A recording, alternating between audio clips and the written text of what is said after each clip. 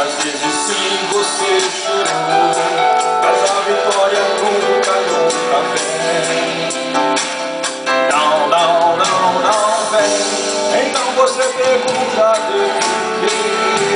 O que eu fiz, Senhor, pra não merecer? Misericórdia, Deus, eu sou teu filho. Eu sou teu filho.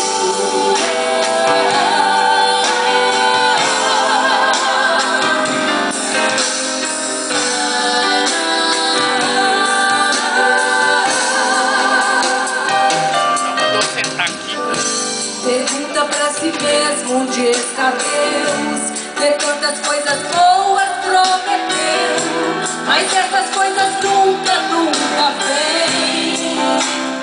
Não, não, não, não vem. Então você não sabe o que fazer, a dor e o desespero não te deixa ver, e Deus tem algo plano com a vida. Ele é contigo.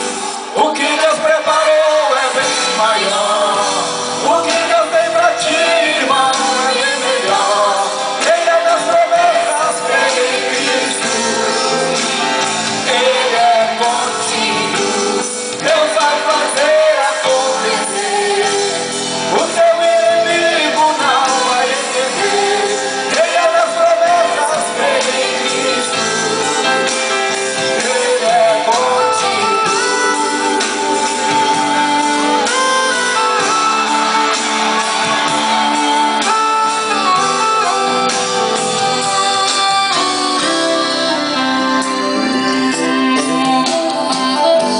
Pergunta pra si mesmo onde está Deus, que tantas coisas boas